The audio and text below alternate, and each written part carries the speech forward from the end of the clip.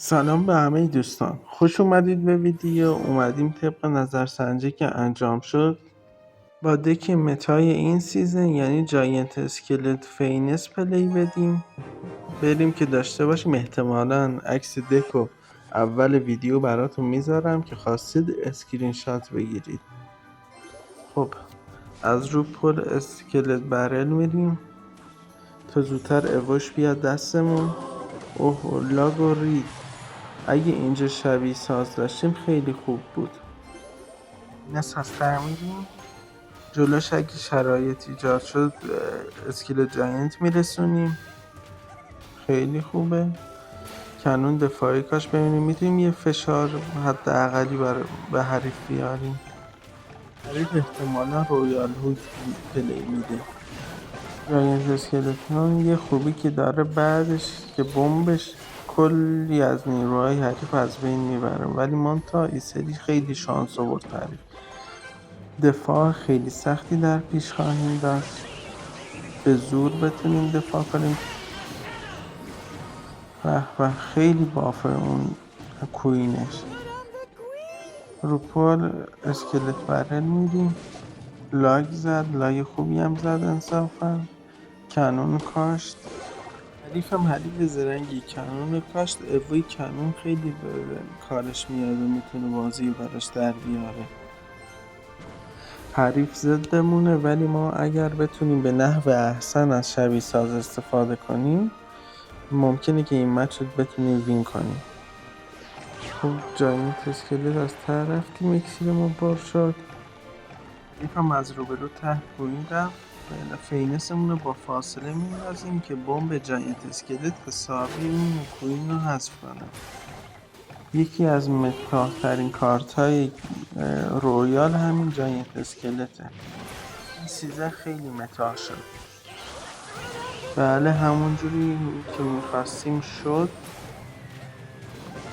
خوبه. اینجا دیگه باید یه حمله خیلی قوی ترتیب بدیم. از اسپل شبیه سازم استفاده میکنیم، ولی مونتا زرنگتر بود. حواسمون نبود که کنون شباهه. از ته فینس بازی دفاع سخت داریم، مجبوریم جاینت اسکلت رو بندازیم که کوین رو مشغول کنن. ایور فینس ایوود دفاع رو تا حدی با کمترین دمیج در میاره. دک حریف خدایی خیلی سگ سایکله، یعنی کوین خیلی کوین سایکل هستن دک حریف. رویال هوگ انگار نمیندازه، باید کوین میفهمیده کوین ضد ماست، باید کوین سایکل میکنه. نکنم بتونم از پس این حریف بر بیام. خب مگا مینیون میندازیم پشت جاینت اسکلت، ابیلیتی میزنیم کوین رو حذف کنه. به کوین حذف شد. چه ابیلیتی زد این بچه ها. و مگا مینیون دو شاتی هم زد. او بمب جاینت اسکلت هم اونو حذف میکنه. حالا اینجا وقت شبیه سازه، اگه کار رو در بیاد همینجا باید در بیاد. به چه تاوری گرفتیم. این تاور به خدا لایک و ساب و کامنت داشت، یعنی فول زد زدیم بچه ها، فول زد. فقط حریف داشت کوین سایکل میکرد. چه مچی وین کردیم. بریم مچ بعدی. خدا کنه دیگه از این مدل دکا نندازه، خیلی اذیت کننده هست این دک. خب اصلا دفاع کردن رویال هوگ بدون تاور دفاعی خیلی سخته. اسم این حریف یه خورده باحاله، TK. خدا کنه که دکش سورپرایزمون نکنه، دک عجیب غریبی نداشته باشه. خب اسکلت جاینت اینجا سپر میکنیم، با فینس رو از بین میبریم. اون مگا مینیون هم انداخت. دک حریف گولمه بچه ها. گولم توی اکسیر 2 برابر قشنگ پارمون میکنه. خیلی باید خوب پلی بدیم این مچ که بتونیم ببریم. با اسکلت برل یه راش میدیم اینجا که هم اوایس زودتر بیاد دستمون، هم سایکلمون به چرخه. حریف بشکه بربر داره به احتمال زیاد. بله بشکه بربرش هم که هیروه. بشکه بربر راحت دفاع میشه با این ویزی که انداختیم. خوبه یه زپ میزنیم، کنونم از ته میریم. خب حریف خیلی زرنگی کرد که مگا مینیونش به لیدا. حریف مجبورمون کنون کارت دفاع کنه، چون اگه دفاع نمیکرد یه دمیج حسابی میخورد. حسابی تونستیم سایکل حریف رو به هم بریزیم. برای همین حریف نمیتونه پشت گولم هیلر برسونه. اوای الکتریک زهرمون رو در میار. باید یه راه برای حذف کردن اون پیدا کنیم. خب مخصوصا الکترودراگ ایوو، او دیگه هیچ کاریش نمیشه بکنه، خیلی سوپره. دعیوس لاشی خودش هم میدونه زودی ایموت گریه میفرسته. یک کونی ازت پاره کنه منتظر به اون تاکسیک بازی در میاری ها. مادر معلومه پدر مجهولی. حالا وایسا ببین من به تو نمیبازم. اگه من بازی مچو به تو باختم مثلا بازی رو پاک میکنم. الان بیبی دراگ پلی داد، منتظر باید بمونیم که الکتر دراگش هم پلی بده.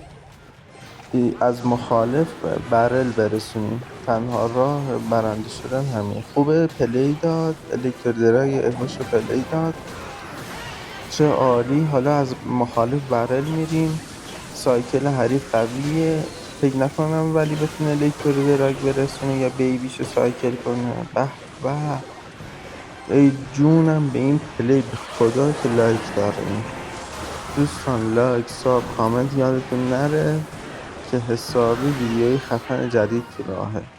دیدید چطور تونستیم پستو بزنیم؟ ها خوب بازی کردم حروم زاده، خوب بازی کردم. فول زد زدم، میخوای خوب بازی نکنم؟ اصلا بعضی از حریفا اعصاب آدم خیلی کیری میکنن. یکیش همین بود که با اینکه فول زد بود میومد چیز میومد تاکتیک بازی در میورد، این موت میفرستاد.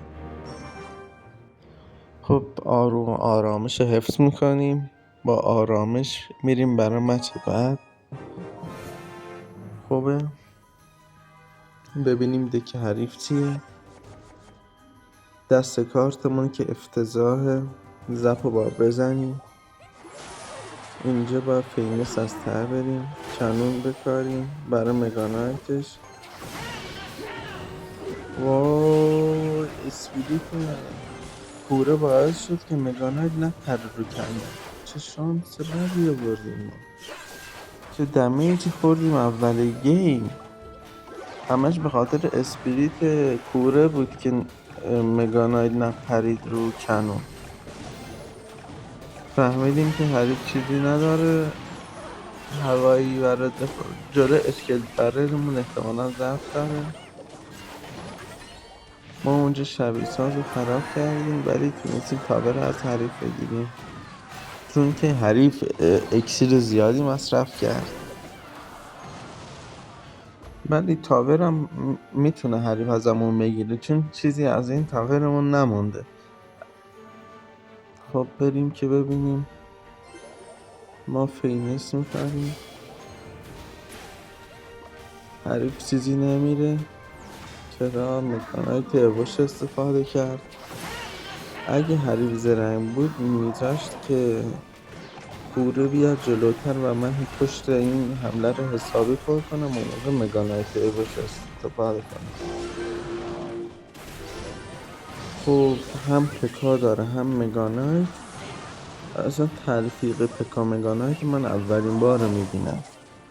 شما اگه دیدید بگید، یه دکی میشناسید که هم پکا و مگانایت توش باشه معرفی کنید، دکی جهانی باشه تا ما هم پلی بدیم. حالا بالاخره کوره ایوار جمعش کرد. میدونستم که تاور میدم ولی نصف کی تاورم هم رفت.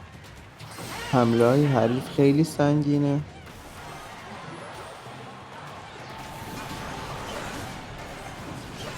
پکا ایوار خوبه، دفاع میشه اینجا. برل از رو پر میریم که بگیم یه فشار حداقلی بیاریم. اونجا باز خوبه تونستیم یه ذره دمیج بگیریم. اینجا سپر میکنیم اسکلت جاینتا، از پشتش مگامینیان میندازیم، الکترویزات میندازیم راحت بدون که خوبه. نیروهامو خوب زنده موندن، پکاش هم رفت، چیزی زیاد برای دفاع اون اسکلت برل نداره. حمله خوبی بود، چیزی هم از تاور حریف نمونده. اگه زرنگ باشیم میتونیم مچ رو وین کنیم. دوستان پکا مگانایت این دیگه کیه که حمله اینقدر سنگین میکنه؟ یعنی اینقدر ترکیب سنگین برداشته آورد. به به، تونستیم با شبیه ساز و اسکلت برل کار رو در بیاریم. خدایی این کمبوها شبیه ساز و اسکلت برل خیلی به کار میاد، یعنی مچ در بیاره این دوتا. خوبه 4 وین بدون باخت. بازی پنجم حریف فرامون پیدا کنه خوبه. بله پیدا میکنه. اینم پکا مگانایت زده، چه خبره؟ دیدید پروفایلش پکا مگانایت بود. از این دکای سگ سایکل فکر کنم بالون سایکل باشه. بله دک بالون سایکل میخوره باشه. اینجا میتونستم زپم بزنم چون میخواستم پشتش حمله کنم، از الکتروویز استفاده کرده. الکتروویز کاش که جلو نمیزد، ولی میزنه جلو، از شانس ما. الکتروویز زد جلو. اینجا شبیه سازم میزنیم. به به، 2 تا بمب، ولی یکیش کافی بود. شبیه سازمون اضافه بود، اکسیر بی خود مصرف کردیم. مینیون حریف رو زپ میزنیم، با مگا مینیون هم میندازیم، معطل میشه، اون دفاع میشه. خوبه با کمترین دمیج دفاع شد. کوره از ته میریم برای دفاع. اون کوره به راحتی دفاع میکنه اون نایت حریفا، ولی یه شات هم گرفت. زیاد نباید که کارا بریم، اشکال نداره. حالا اینجا کاری که باید بکنیم، اسکلت جاینت از وسط میریم. به موقع رفتیم، اسکلت جاینت رو نمیرفتیم حسابی کنونمون رو دیوونه میکرد. یعنی کنونمون جونشو میگرفت. کنون سویچ شد رو کینگ تاور. خوب 3-4 شاتی زد.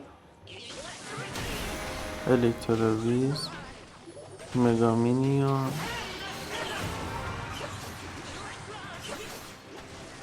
خوب حمله حریف دفاع شد. کوره باز از ته میریم از خب اینجا رو با اسکلت جاینت میگیریم. اشتباه گفتم ببخشید. یه زپ اون کار اونجا رو میسازه. بله دفاع تقریبا نگاه جلو حریف دفاع آنچنان سختی نداریم، یعنی دفاع راحت جمع میشه. 17 ثانیه دیگه بازی تمومه. ما سعی میکنیم دفاعی بکنیم کارتامون رو، نتیجه رو حفظ کنیم. بله دیگه تمومه بازی. حریف الکی زجه میزنه. مچاپ ما داشتیم خدایی، بعد از 3-4 مچ زد یه مچ خوب بهمون داد. الان به رکورد 5 وین بدون باخت رسیدیم. خیلی خوبه. یه فکتی تو گرند چلنج هست که میگه وین اول و وین 6 همیشه بازی های سخت میافتن. نه، اسکیلت جاینت یه خورده ریسک فینس از ته میریم. حریفمون بیبی دراگ رو کرد، ما حالا باید اسکیلت جاینت رو سپر کنیم.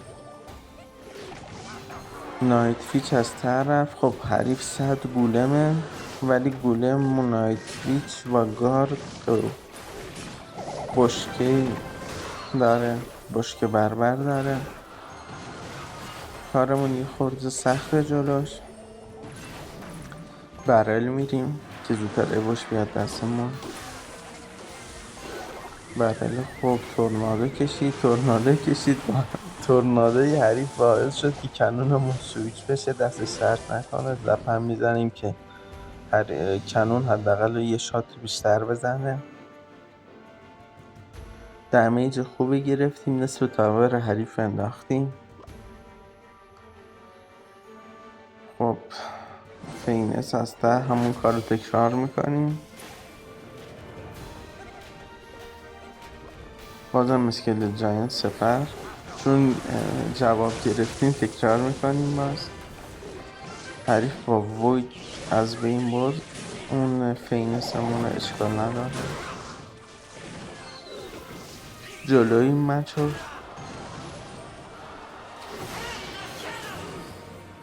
خوبه. مگامینیون نیاز به دفاع داره، پس پشتش هم اسکلت برل میفرستیم.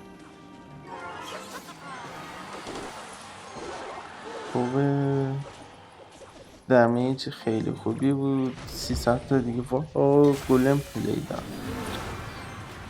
این همه تلاش کردیم که نذاریم ویتوری بتونه قطاری سرهم کنه، ولی متاسفانه تونست. تورنادو هم کشید. اون الکترودراگ اوش کارمون میکنه. تاور رو رفته بدونید. دفاع کردن تاور خیلی سخته. واو تقریبا تونست دمیج مساوی کنه. ما اینجا یه حمله داریم، ببینیم میتونیم چیکار کنیم. واو گولم.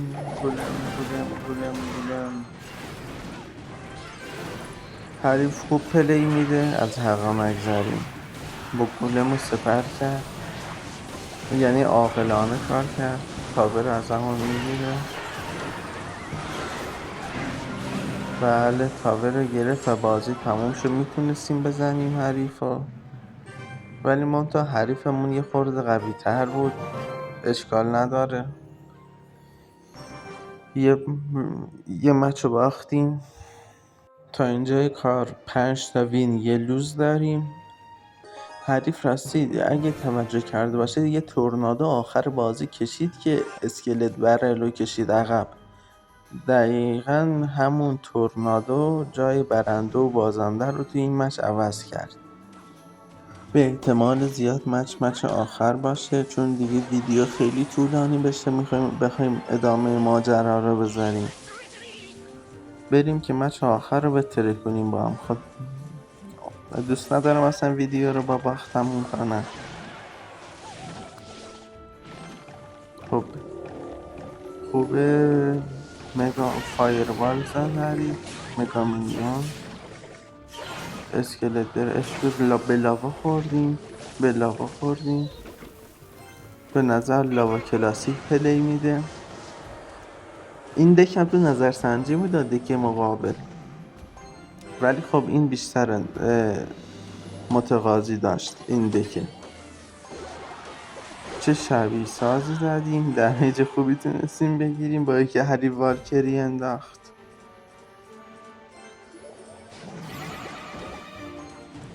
مگا مینیونمون رو باز زودتر برسونیم. مگا مینیونمون رسوندیم. خوبه، حداقل کنون 2 تا شات رو گرفت رو تاور. اون دیگه دفاع نمیخواد، تاور اون رو دفاع میکنه. دمیج از حریف حقیقی. اسکلت برل ما فهمیدیم که جلوی اسکلت برلمون ضعف داره، برای همین باید بیشتر پلی بدیم. اوه زپ هم داره. من فکر کردم زپ نداره حریف. اگه میدونستم زپ داره اسکلت برای لعبا مویتو حروم نمیکردم. باید با حوصله پلی بدیم. تازه حریف تونست که لاواشو پلی بده. خوبه لاوا رو دفاع کنیم. پشتش یه حمله عالی میتونیم بزنیم. یعنی فایر حریف فایر فوق‌العاده‌ای بود از هر نگذریم. الکتروویز هم می‌نازیم. خب برل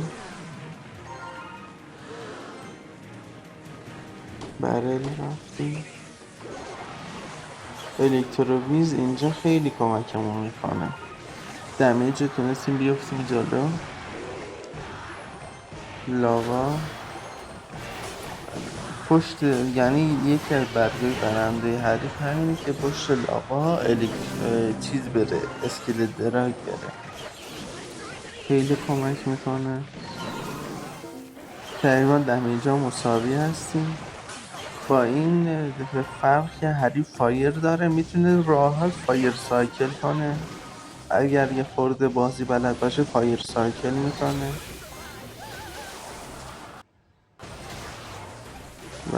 ولی منطقه به ذهنش نمیرسه که باید فایر سایکل کنه. این به نفع ماست. ببینید چی کار کردیم. لاوار هم تونستیم بزنیم. ممنون که ویدیو رو دیدید. دوستان از این لایک، ساب، کامنت فراموش نشه. تا ویدیوی بعد، خدا نگهدار.